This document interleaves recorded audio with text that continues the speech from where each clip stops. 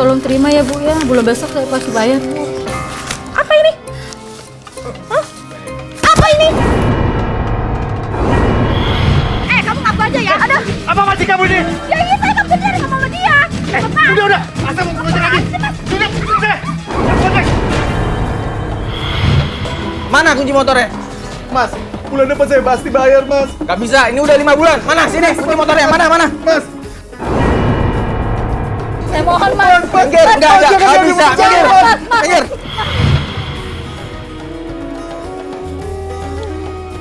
Hai orang-orang yang beriman, janganlah kamu memakan riba dengan berlipat ganda, dan bertakwalah kamu kepada Allah supaya kamu mendapat keberuntungan.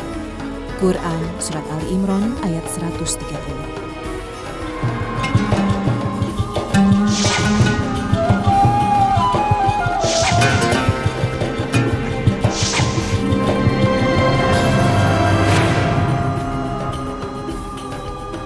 Assalamualaikum warahmatullahi wabarakatuh. Selamat pagi pemirsa Tawakal yang dirahmati Allah Subhanahu wa taala. Senang sekali rasanya saya Mario Wirix dan juga rekan saya Angel Elga kembali menjumpai Anda pada pagi hari ini. Assalamualaikum warahmatullahi wabarakatuh. Pemirsa di rumah, seperti biasa pagi hari ini saya masih ditemani oleh Ustadz Sastro. Assalamualaikum Pak Ustadz. Waalaikumsalam warahmatullahi wabarakatuh. Mbak Mika, Assalamualaikum. Waalaikumsalam. Mbak Mika, santai saja di sini, nanti Mbak Mika silakan menceritakan apa yang ingin Mbak Mika ungkapkan ya, biar kita bisa memberikan nanti mungkin Pak Ustadz nanti juga bisa memberikan solusinya dan juga pemirsa di rumah biar bisa tahu seperti apa yang dialami oleh Mbak Mika. Saya terjelaskan sama rentenir. Saya dapat meninggal. Anak saya sakit. Pengeluaran saya banyak. Akhirnya saya pinjam sama tetangga saya yang kaya raya. Anaknya Mbak Mika ada berapa? Satu. Iya. Kalau boleh tahu sakitnya Sakit. Kata dokter kena tipes. Lalu Mbak Mika meminjam uang kepada tetangga. Iya. Kalau boleh tahu dengan nominal berapa yang Mbak Mika pinjam? Saya minjamnya 2 juta. Dikasihnya cuma 1.300.000. Kalau boleh tahu, maaf Mbak Mika sekarang masih ada suami? Masih. Suaminya bekerja? Enggak, dia kerja serabutan sambil ngojek. Mbak Mika ini waktu pinjam uang tahu kalau misalkan di tetangga Mbak itu rentenir? Saya cuma dengar kata orang, cuma kan saya jajal. Ternyata ya emang benar. Ternyata memang benar. Iya. Itu Mbak pinjam 2 juta, Iya. dikasih cuma 1.300.000. Iya, Itu alasannya apa, Mbak? karena sudah dipotong sama bunganya. Iya.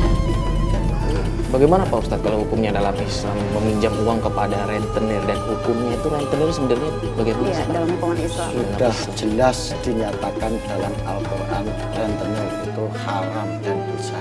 Haram. Jadi ada 8 ayat yang secara tegas menyatakan bahwa riba itu dosa. Cuma ini persoalannya begini ya. Ini yang dosa siapa? Apakah yang mengambil hutang, apakah yang menghutangi, atau dua-duanya? Nah, ini harus kita lihat sebab-sebabnya dulu. Maka ibu ini sebelum minjam ke rentenir ini, yang riba ini ibu dalam keadaan kepepet ya, Bu. Sudah pernah mencari jalan-jalan yang lain gitu ya, misalnya Sebelum minjam kepada yang lain, usaha yang lain, tapi nggak dapat. Nggak Ada yang minjam. Nggak ada. Nah, kalau posisi seperti ini, Mbak Angel ya, ibu ini tidak dosa karena dia dalam keadaan kepepet karena ya. anaknya sakit Nah, tadi. karena dalam kaidah fikih itu ad-daruratu tumbikul mahdurat. Keadaan darurat Ya. itu bisa menghilangkan hukum-hukum yang normal. Misalnya mengambil rentenir, pinjam rentenir itu haram. Yang minjam maupun yang meminjami, awalnya begitu. Tapi ketika yang meminjam ini karena ada darurat, dia sudah nggak ada yang lain, pinjam ke sana kemarin nggak ada, sementara anak sakit butuh obat, satu-satunya yang ada Itu hanya ini, maka ini dia tidak dosa. Ini yang keterlaluan, ini yang ibu memberikan rentenir. Itu sudah di Al-Quran jelas. Di surat Ali Imran ayat 130 itu dinyatakan dengan tegas, ya ayyuhalladzina amanu la taqulu riba. Wahai orang-orang yang beriman, jangan kamu makan riba. Apa doa apa yang berlipat-lipat itu. Apalagi tahu keadaannya Mbak ini, Keadaan tahu seperti ya. itu. Jadi seumur hidup dia akan bayar utang ini kalau kok apa pokoknya ini nggak dibayar. Ini kan dolim, ini riba, sudah jelas riba. Dan orang yang memakan riba itu seperti makan bara api neraka. Ini yang salah justru malah orang-orang kaya yang ada di sekitarnya. Iya. Tidak peduli. Yang tidak peduli terhadap penderitaan Ibu Mika ini. Sudah jelas aro'aital ladzi yukadzibu biddin. Siapakah pendusta agama itu? Tahukah kamu? Fadzalikal ladzi yad'ul yatim, orang yang menyanyiakan anak yatim. Wala yakhuddu ala ta'amil miskin, tidak peduli kepada makanan kebutuhan orang-orang miskin seperti Ibu Mika ini.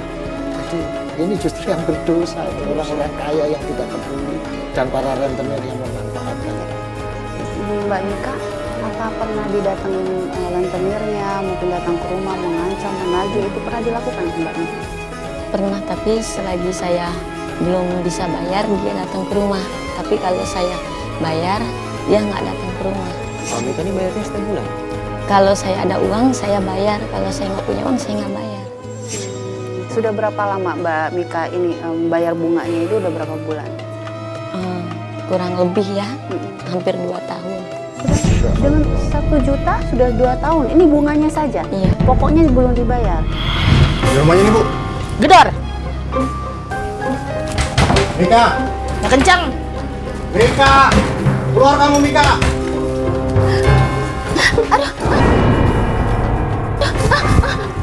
Ada apa ya, Bu? Ada apa? Bayar utang kamu. Hah? Kamu tuh nunggak berapa bulan? Iya, Bu. Kapan mau lunasi utang kamu? Saya belum ada uang, Bu. Aku takut. Tenang, saya nanti kita dulu. Terus kapan kamu bayar? Bu, bulan depan saya janji saya akan bayar, Bu. Apa? Ibu. Aduh, Bu. Pelan-pelan dong naginya. Anak saya jadi takutan gini, tau nggak? Oh, kalau kamu nggak mau saya datang marah-marah nagih ke kamu harus bayar utangnya. Iya. Mana? Bu, Mana? saya cuma hanya punya segini, Bu. Tolong terima ya, Bu ya. Bulan besok saya pasti bayar, Bu. Apa ini? Hah? Apa ini?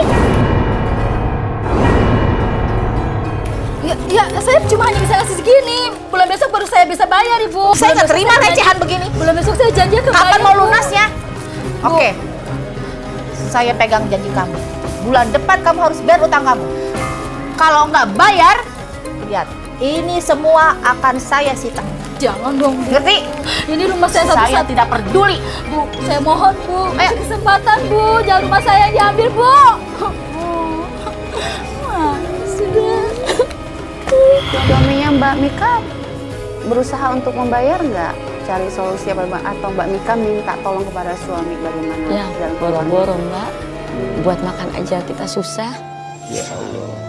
Berarti suami malah bagaimana reaksinya, Ibu?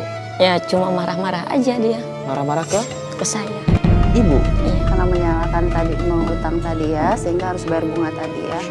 Oke, Pak Ustadz, ini dengan kondisi seperti ini ya, jikalau seperti ini keadaan Mbak Mika, lalu punya suami, nah hukumnya terhadap suami bagaimana? Membiarkan istrinya mempunyai masalah seperti ini, itu bagaimana? Ya jelas dosa Mbak Angela.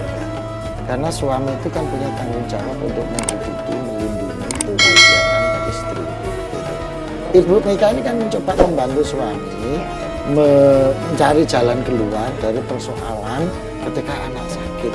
Nah, mungkin karena kesibukan apa dia nggak izin. Taruhlah itu salah karena nggak izin ketika minjam. Oke, ini dianggap salah. Tapi kesalahan ini tidak bisa menutup dan menggugurkan tanggung jawab dia sebagai suami. Gitu loh. Untuk menafkahi, memberikan jalan keluar, melindungi dari persoalan yang dihadapi oleh istri. Sekarang Mbak Mika suaminya masih punya pekerjaan nggak? Enggak, Nggak ngojek. punya pekerjaan. Iya. Tapi berusaha untuk membayar. Paling tidak ada berapa uang yang disisihkan, ada nggak upaya dari suami? Enggak ada. Nggak ada. Jadi selama ini yang Mbak Mika bayar bunganya itu dari mana penghasilan? Saya kerja, Kerja apa? bantu-bantu orang di rumah orang, sama saya jualan keliling. Sebentar nih, Mami. Mbak Mika membayar hutang-hutang itu dari hasil pekerjaan Mbak Mika sendiri nih. Iya. Sedangkan tadi Mbak Mika bilang kalau suami Mbak Mika itu ngojek, cuman nggak pernah ada uang yang disisihkan. Benar seperti itu. Iya.